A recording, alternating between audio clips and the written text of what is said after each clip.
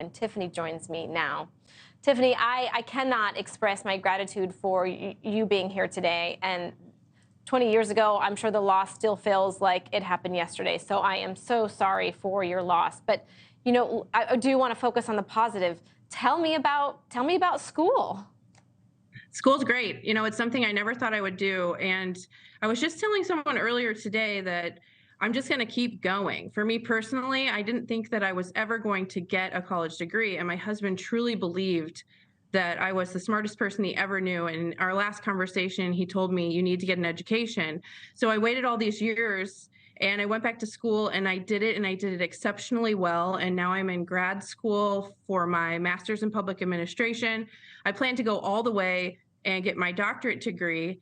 And now the most incredible thing is that I am in school with both of our children. Miles is a freshman in the fashion program at Bowling Green, and my daughter Marley is a sophomore, and she's taking human development and science classes, and she's also starting beauty school in a couple of weeks. So she's doing both, very driven.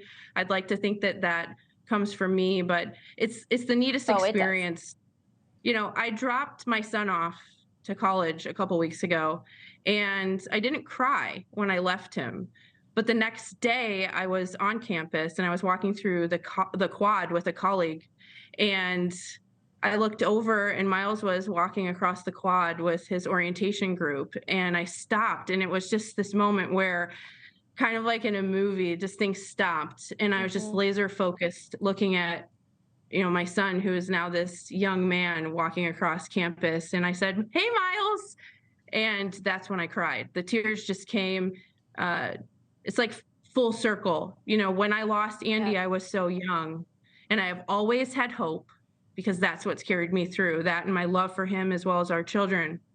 But so how did you do that, Tiffany? I mean, grief is paralyzing, and it's also paralyzing to be a new mother. I mean, it's hard, and you're sitting here with your only line of defense, your partner, and he's gone.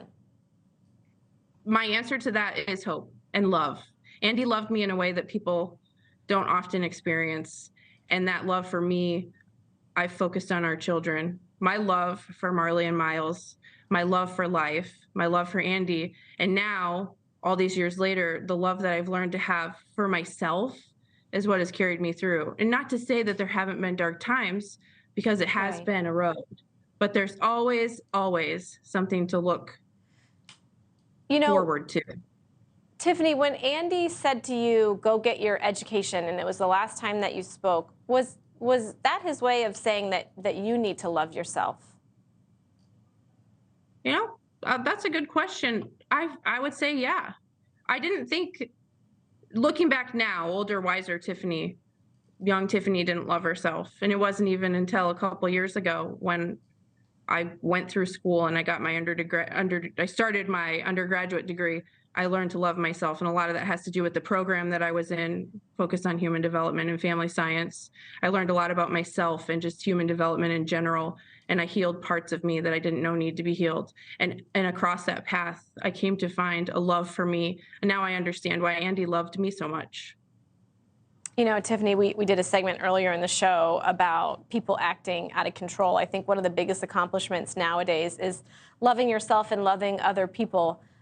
You know, if you could have a conversation with Andy, what would you tell him right now? And what do you probably tell him every day?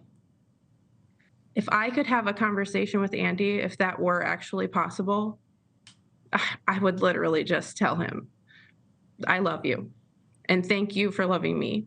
And probably I would just look at him and hope that our kids were there and we were all together. People do not realize, when you have the opportunity and you have the moments where you can tell people what you feel, they don't do it. So if I had the opportunity, all I would really have to say is, I love you. And of course, I missed you.